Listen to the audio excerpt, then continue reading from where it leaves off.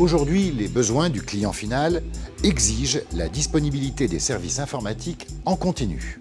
Les responsables de gestion de production dans les grands groupes sont donc amenés à organiser différemment leurs services. J'ai voulu regarder de plus près ce que propose comme réponse le groupe HN et ce qu'en pensent ses clients.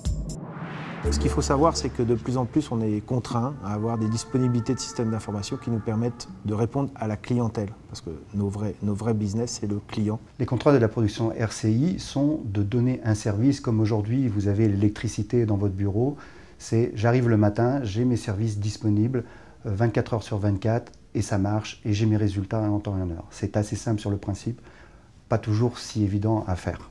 Faire travailler les gens systématiquement sur des systèmes où c'est des systèmes tournants 24/24/7, les jours fériés, etc. Ça nous pose d'énormes problèmes. Antoine Hénache, quelles sont aujourd'hui les exigences liées à la production informatique? Dans le cadre du pilotage des applications, nous, prestataires, devons fournir sécurité physique, sécurité des accès et garantie de continuité. Et en termes d'évolution de service, quelles tendances observez-vous? Il devient impératif de fournir une réactivité optimale et constante, y compris de nuit et le week-end, afin de permettre au client de se recentrer sur son métier. En termes de gestion, quel est l'intérêt de ces centres de service? Au-delà de la réduction des coûts, les centres de service apportent une mise en place du contrat et un suivi du contrat et des prestations simplifiés. Alors les principaux effets bénéfiques qu'on en tire, c'est une seule contractualisation avec une société tierce qui est HN, un suivi unique du contrat de service vis-à-vis des opérationnels et de la direction des achats, et un suivi économique unique aussi au niveau de tous les centres de gestion RCI. J'imagine que cela impose plus de rigueur dans la définition des tâches pour les deux acteurs concernés. Cela permet de formaliser, d'industrialiser et de pérenniser les process à la fois pour le client et pour le prestataire. Les principaux impacts qu'on a eus sur notre manière de travailler avec HN, ça a été de mettre en place une industrialisation de notre fonctionnement et d'obliger les équipes internes à formaliser ce qu'elles savaient par des transferts de connaissances entre les entités et ainsi les pérenniser. Chez HN, quel type de prestations proposez-vous? Classiquement, il y a deux grands cas de figure sur lesquels nous sommes positionnés. L'exploitation client accompagnée en régie, qui permet de se libérer des contraintes de gestion de ressources humaines, et l'externalisation totale, qui permet en plus de réduire les coûts, mais qui limite la réactivité du service. Donc ces solutions présentent des avantages et des inconvénients.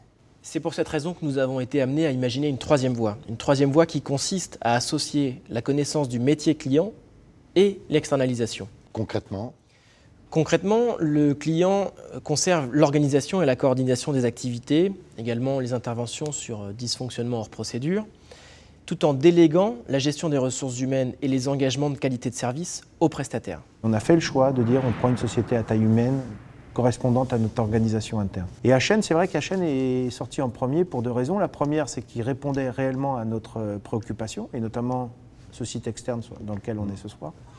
Donc ça, c'est la première chose. La deuxième chose, et je pense qu'il n'y a pas beaucoup de sociétés qui l'avaient compris, on n'était pas dans une phase de « je remets les clés le soir et je reprends les clés le matin ».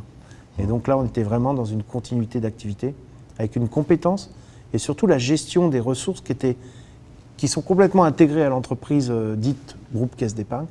C'est-à-dire que ces gens-là sont complètement liés au processus de la ressource interne. Et on laisse HN gérer les ressources humaines, et nous, on gère que la partie technique. vous apportez une réponse originale en termes de gestion des ressources humaines. Qu'en est-il des contraintes liées à la sécurité? Afin de garantir la continuité de service et la sécurité, nous avons mis en place un concept novateur qui nous permet d'assurer un PCA permanent. Pour ce faire, nous avons créé une salle de pilotage virtuelle répartie sur 2 sites géographiques distincts, à partir desquels nous pouvons piloter l'ensemble du système d'information client.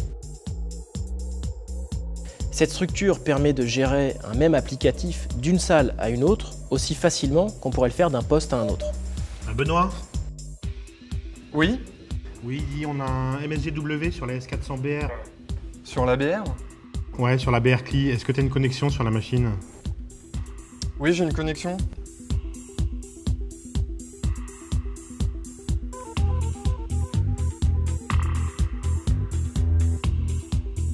Et pour conclure, Antoine Hénache, comment voyez-vous les futures évolutions de la gestion de production? nous voyons deux axes d'amélioration. Le premier, l'évolution du savoir-faire des collaborateurs d'un niveau 1 vers un niveau 2 ou 3. Le second, l'externalisation offshore d'une partie des travaux du niveau 1. Ce qui voudra dire évolution des collaborateurs concernés et réduction des coûts.